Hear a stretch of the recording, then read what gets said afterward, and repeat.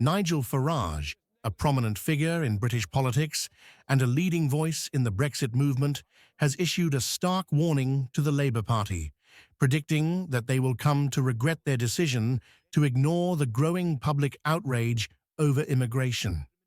As the government inches closer to a new EU migrant deal, Farage argues that the Labour Party's dismissal of what he describes as a burning fury among the British people will backfire.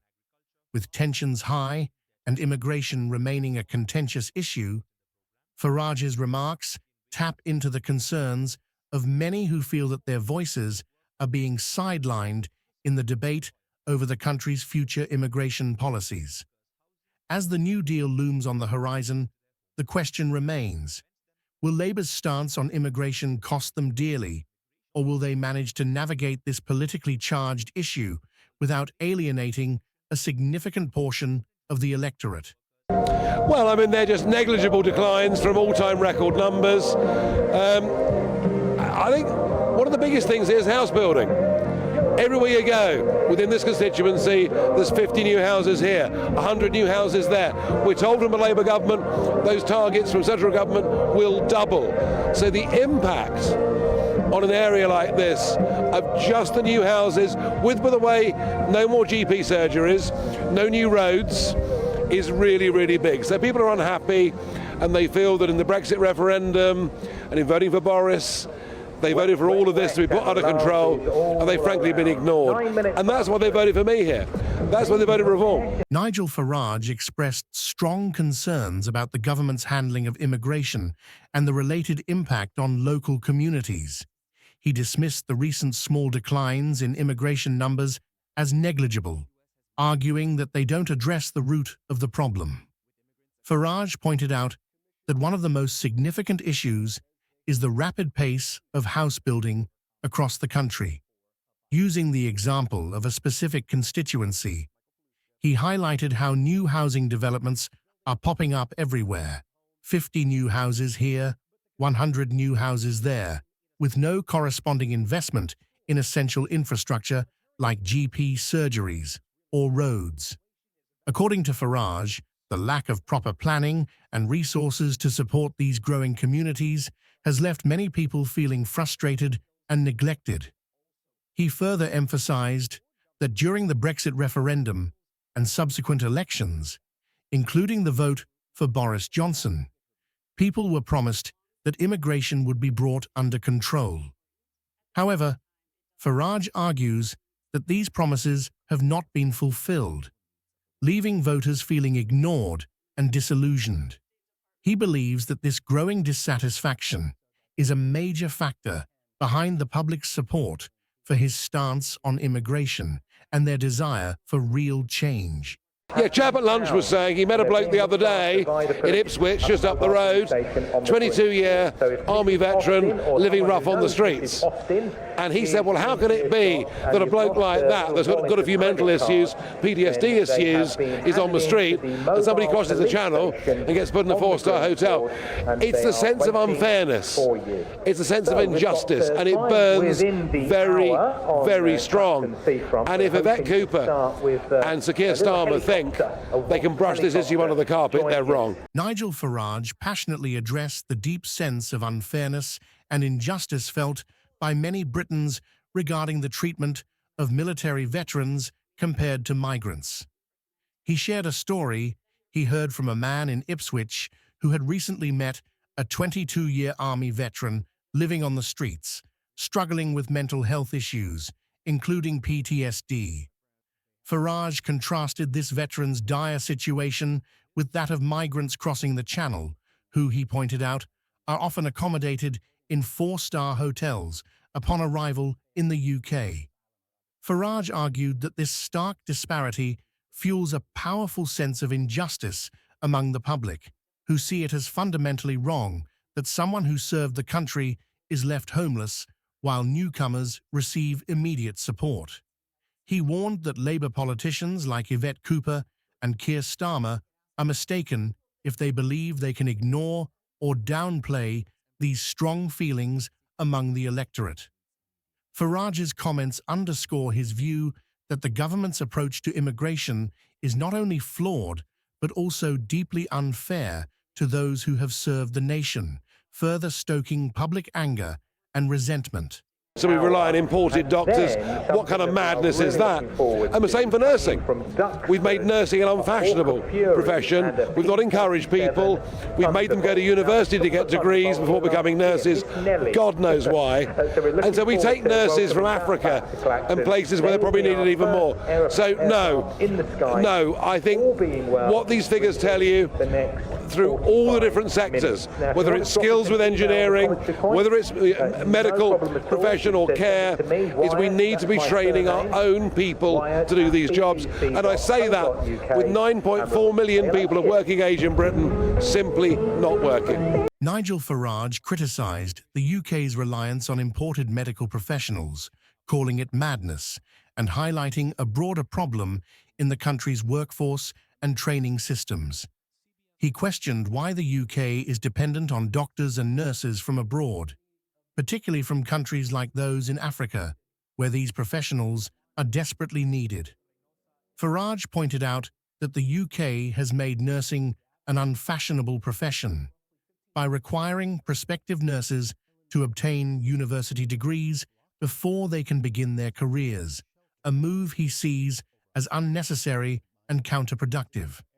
As a result, the country has had to recruit nurses from other nations, which, according to Farage, exacerbates the healthcare shortages in those regions. He argued that the situation is reflective of a larger issue across various sectors, including engineering, medical professions, and care work. Farage believes that the UK should be focusing on training its own people to fill these roles, especially given that there are 9.4 million working-age Britons who are not employed. His comments emphasize the need for a shift in policy to invest in domestic training and education rather than relying on international labor to fill critical gaps in the workforce. I've heard it all before. Priti Patel said all the same things. If you employ illegal migrant workers, we'll fine you. You may go to prison. Massive penalties for smugglers. Life imprisonment. None of it. And you could put 1,000 new enforcement officers in place. But if the European Court of Human Rights stops you deporting people, what difference does it make? Are very clear that a country is not a country without controlling its borders, and you'll never do that with that activist foreign court in Strasbourg, which, remember, stopped that plane taking off to Rwanda back in 2022. We are clear that is the first step. I think at minimum, the UK will probably manage to overtake Canada as worst performing developed country over the next 4 decades. Reform is led by the man who took Great Britain out of the European Union. So I think that makes Britain singular and worthy of tremendous admiration. The aim of reform is to bring back classic liberals and the moderate right. Nigel Farage, who is the man who took Great Britain out of the European Union with Brexit, and who now runs a political party in the UK called Reform. The foundation of identity must be reclaimed and oriented correctly.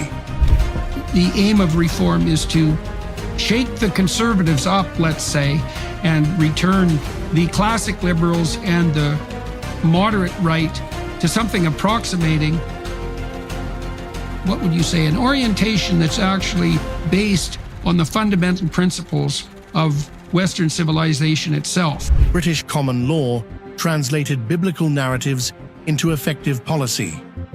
Judeo-Christianity at the bottom, the democracy that emerges out of that as a consequence of the concept of the sovereignty and divine import of the individual, the family above that, the community, the city, the state, the nation, under God, that entire subsidiary structure, to return to an orientation that makes that primary and the foundation of identity itself.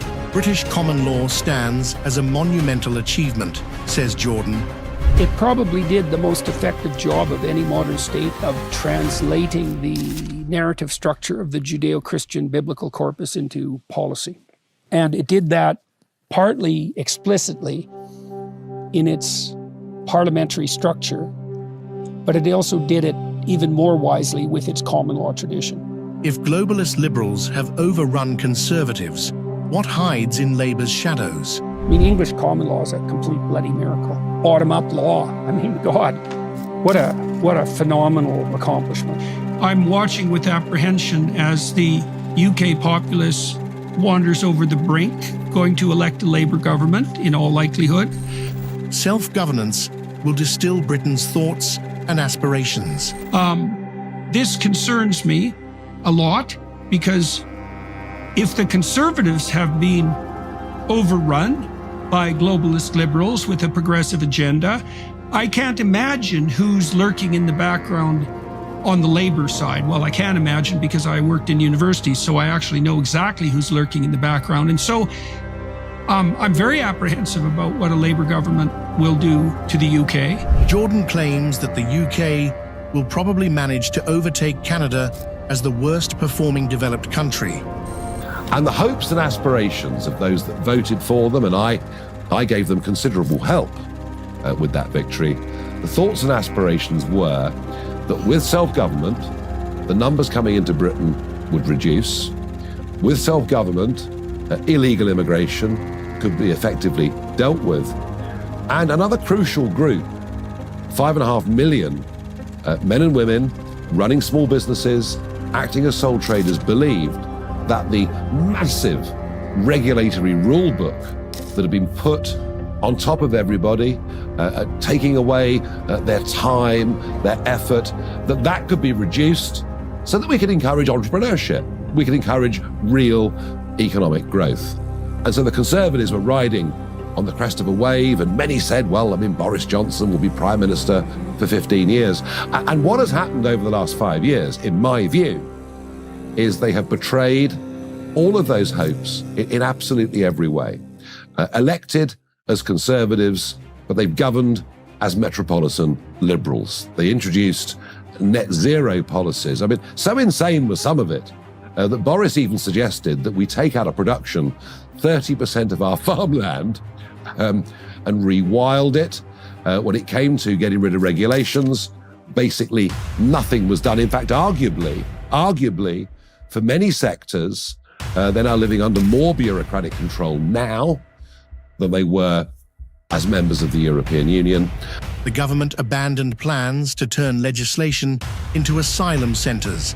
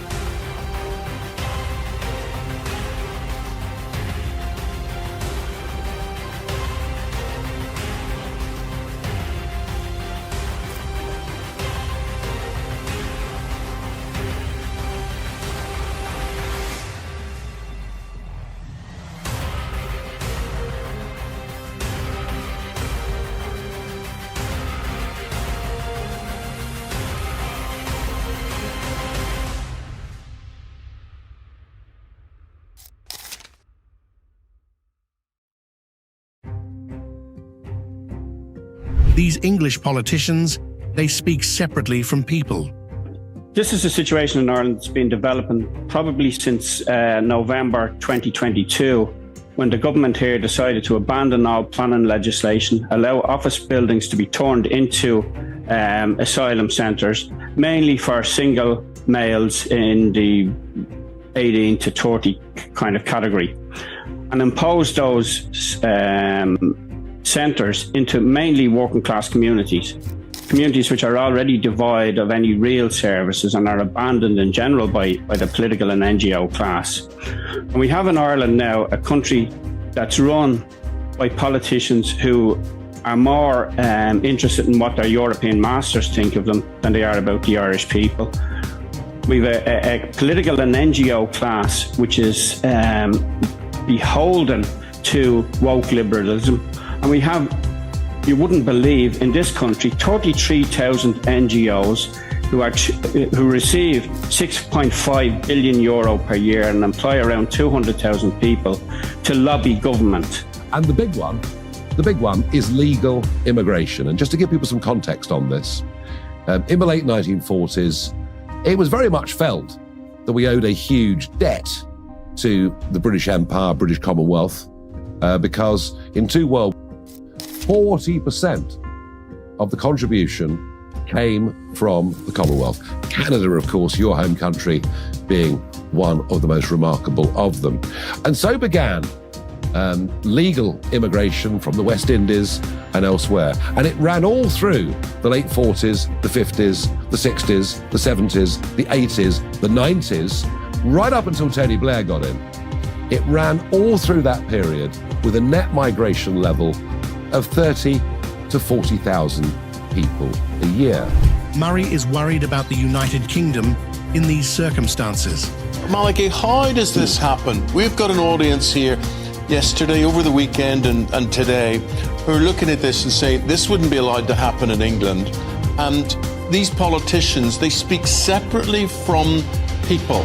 People feel totally detached on this, that they have no say in this whatsoever. How does this situation come about that the politicians are so out of touch? There's a total disconnect between the Irish political class and ordinary people. If you look at what happened last week, for instance, on Monday, now the protest in Coolock has been going on. There's been people sitting outside that protesting in the camp for 3.5 months with no violence, no difficulties, and the police moved in at 3:30 on Monday morning and moved them out. And that led to some difficulties during the day, and there was a JCB digger burnt out. But what exacerbated the situation was that the Gardaí, and the people who are doing what they call rioting, and you come from the north, Eamon, the rioting in Dublin, wouldn't even merit the name riot in Belfast. The woke liberals claim migration is essential for the health service. There'll be a monarchy. I would worry about the United Kingdom in these circumstances. As you say, Piers, I mean, the gains that Sinn Fein made in the local elections, historic gains, should be troubling to anyone who is, like me, a unionist. Sinn Fein, of course, is an Irish nationalist party and is as well, in my own view, an extremist party. And that isn't mere rhetoric. Mary Lou McDonald, the head of Sinn Fein, has an unbelievable track record. I mean, just that you mentioned these earlier. There's only one statue to in Europe, and it sits in the park in Dublin. Sean Russell, an IRA member who was on a German U-boat in 1940. There's a statue to him in Dublin, and Sinn Féin always pay their respects there. Mary Lou McDonald, a couple of years ago, was taken there to pay her respects. She was, as it were, bloodied by the more militant wings of Sinn Féin.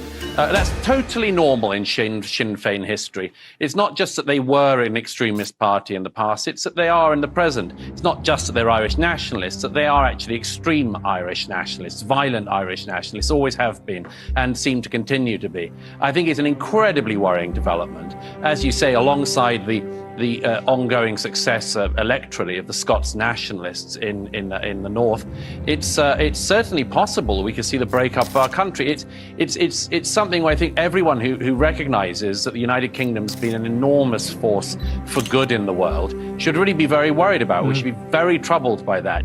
Jordan warns of the havoc a Labour government could wreak on the UK. Well, we've gone from a population of 3.5 million to a population of over almost 5.5 million now, without building any infrastructure to deal with that. We have a shortage of hospitals, we have a shortage of schools, but most particularly we have a shortage of housing. We have 14,000 people in emergency accommodation, Irish nationals. in emergency accommodation. The average price for a new house in this country now is about 450,000, which Dublin City Council somehow thinks is affordable. We have average rents for a one-bedroom apartment in Dublin, €2,000, a three-bedroom house, €3,500. And the woke Liberals will tell us, oh, well, we need migration to run the health service. Well, if we didn't increase the population the way we did, the health service wouldn't be under the strains it's under. And also, our own doctors and nurses are being forced to emigrate because they can't afford to live here. So if they could stay, we wouldn't need to import the people. But we've a class that believe, and they talk about international obligations and the law.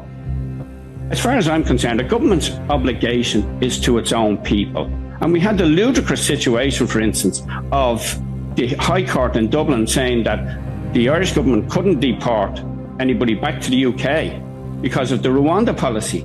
You know, and they said that the UK was not a safe country to return people to. I'm absolutely jaw-droppingly amazed that the Conservatives adopted net zero policies under Boris Johnson. It's like, what the hell were they thinking?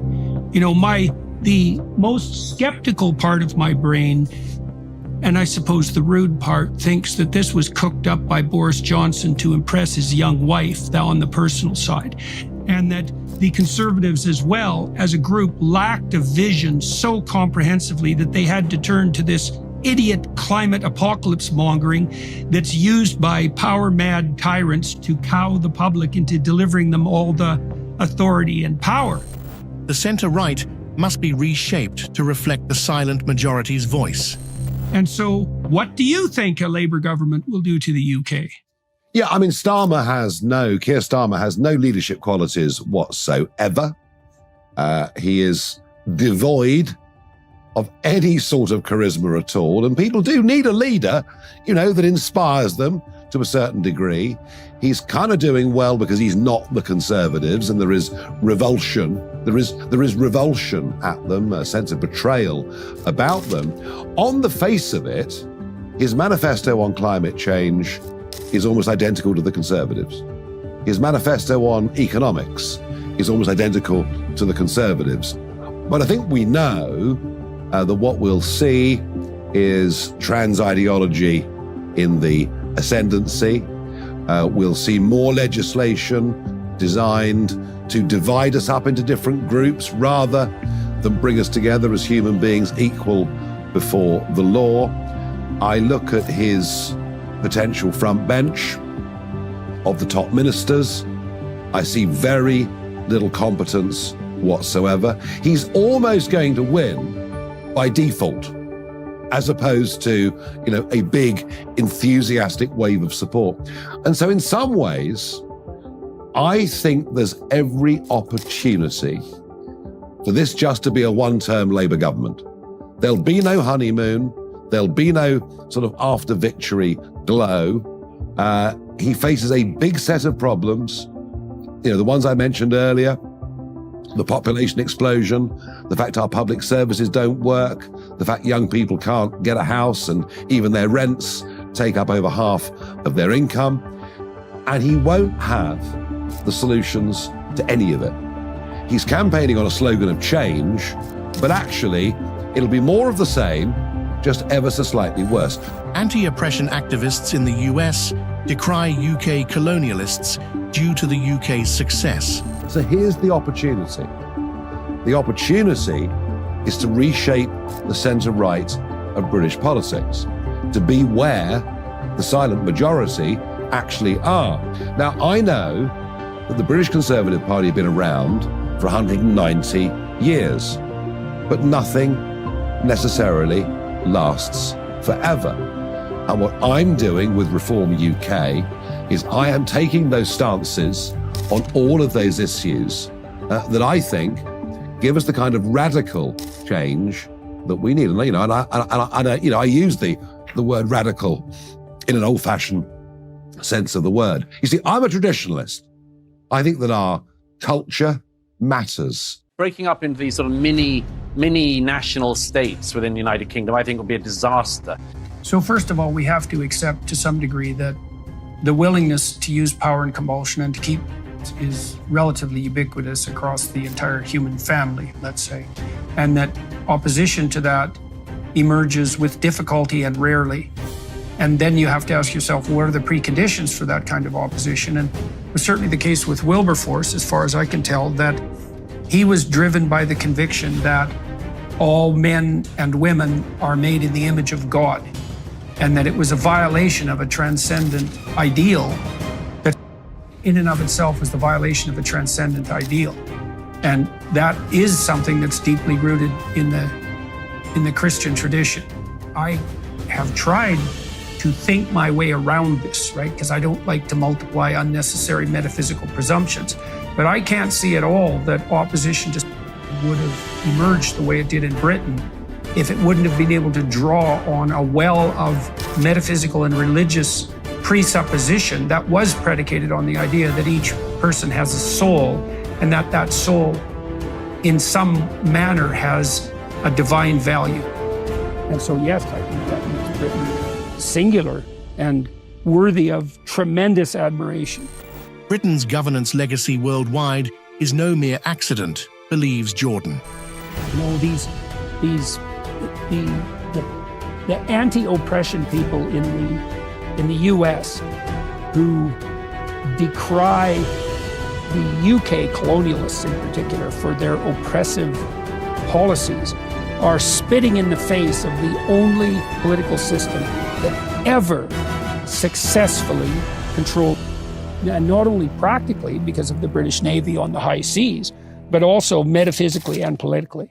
Like it was the British who decided, hands down, that was wrong, and then did something about it.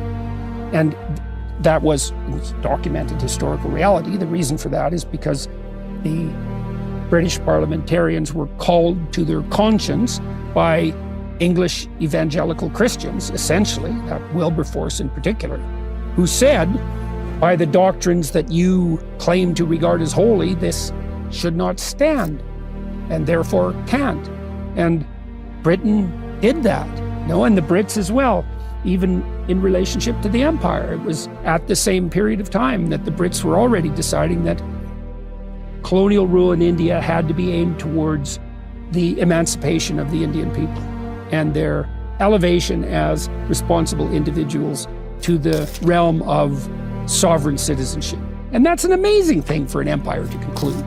And you can be cynical about the lag of time it took, but it didn't take that long. And India's doing pretty damn well.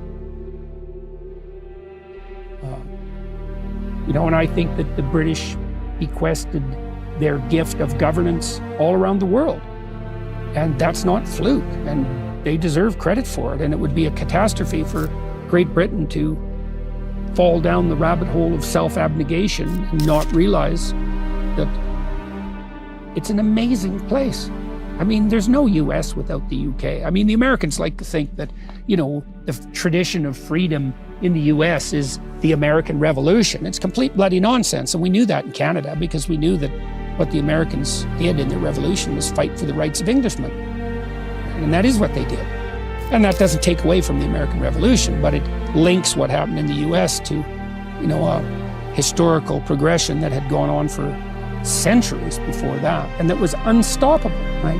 And that was the revelation in the political space of the Judeo-Christian revelation, fundamentally, as far as I can tell. And so I just can't wrap my head around the conservative shift to net zero, not only because it's such a profoundly anti-conservative movement, at least with regards to such things as entrepreneurial activity and freedom, and it's profoundly anti-subsidiary, so it works against the spirit of distributed responsibility. And the economics of a shift to net zero are so appallingly catastrophic that it's a miracle that anybody who could count would even ever consider it. So, what the hell was going on with and certainly this is part of the reason they're being devastated at the moment.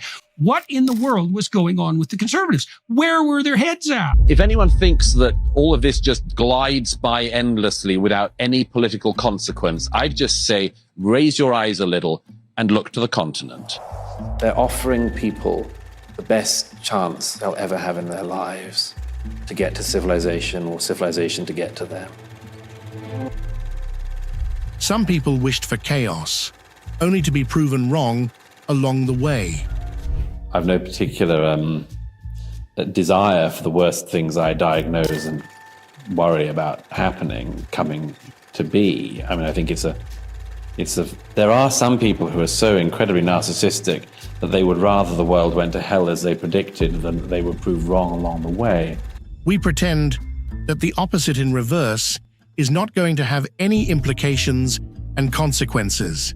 And yet we pretend that the opposite in reverse is not very interesting, not going to have any implications and not have any consequences. It's all going to keep going on. I just don't think it will. Murray wishes more people could take the attitude that he has taken throughout his life. And when people rail against things like this city we're sitting in, think that it epitomizes capitalism and patriarchy, racism, more and more, I wish more people could take the attitude that I've taken throughout my life to these things, which is, you don't have to be tub-thumping, you don't have to be a wild flag-waving patriot or anything like that. Murray urges that your attitude should be gratitude. But your attitude should be gratitude. I mean, it's not as if this is nothing. The city we're sitting in is enough for a whole lifetime, and a very, very well-lived lifetime. He insists this problem can't be enforced by government. This can't be done by government diktat. It can't be done because the President of the United States or the Prime Minister of Great Britain says that it should be so. There are certain things they could not do that might make it easier, but this just comes from people. Immigration issues are the result of generational political failure. Well, obviously it's a political failure, a generational political failure that's just sped up in recent years. That it has happened, as you said, under consecutive leaders who've promised that exactly this wouldn't happen is a disaster for Britain. Quite what a disaster it is, I think we can already start to see. The continent shows that immigration has serious political consequences. I remember when Giorgia Meloni was described as this far-out, far-right political leader in Italy, and she's now Prime Minister. I remember when Geert Wilders was described as this far-out, far-right political figure who wasn't even allowed into Britain in 2009 by a Labour Home Secretary. And now he's the main party leader in the Netherlands. So if anyone thinks that all of this just glides by endlessly without any political consequence, I'd just say, raise your eyes a little and look to the continent.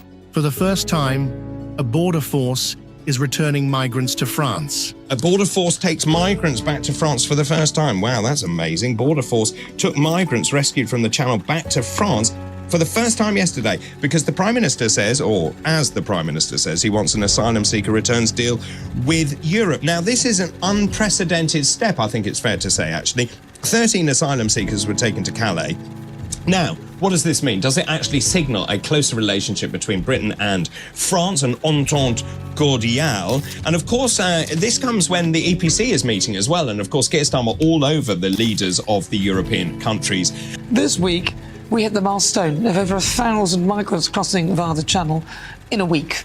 Now, on Monday, there were 427. They crossed in 7 boats. On Thursday, 317 on 6 boats, and another 413 on 7 boats on Friday. Now, that's a total of 1,157, plus 85, I think, today. Sadly, in between that, we also heard of migrants, and others were rescued. Amazingly, though, 1 boat was turned back in French waters.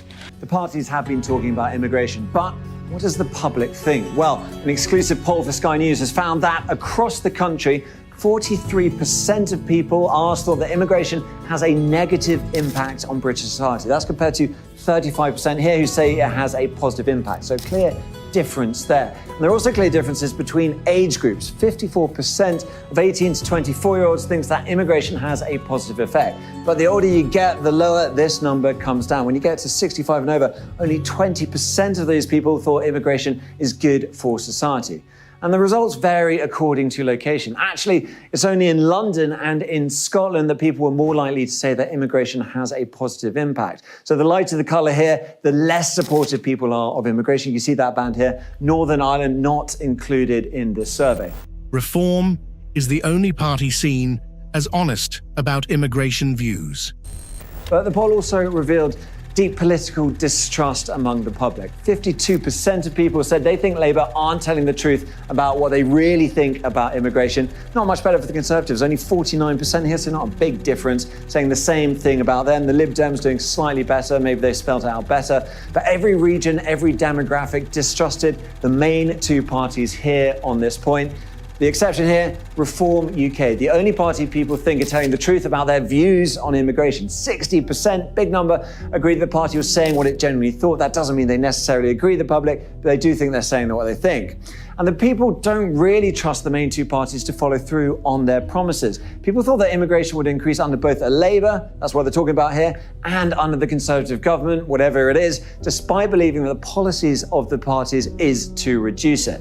And finally, respondents also thought that cutting immigration would have a negative impact on the NHS, on hospitality, and on social care, but a positive impact here on housing and the housing crisis. So how do we take all that together? Well, the public understands that cutting immigration would hurt those very important sectors. So does it want politicians to be honest about that and cut immigration anyway? Or does it want to do the same things as the parties are doing, saying that immigration is too high, but to avoid damaging those sectors, keep it high while still complaining?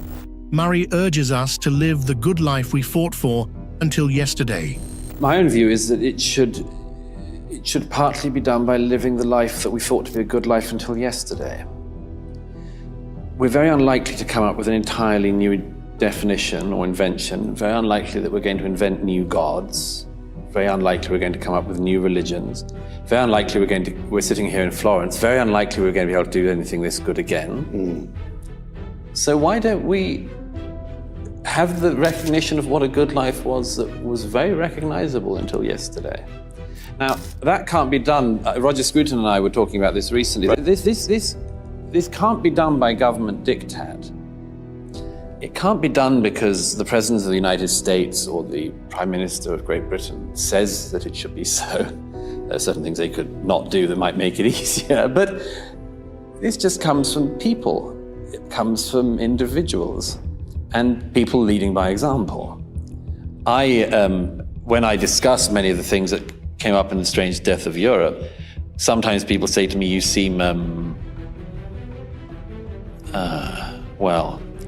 some people say, but you don't seem as het up about it. And that must mean that you know it's over, because otherwise you would be more.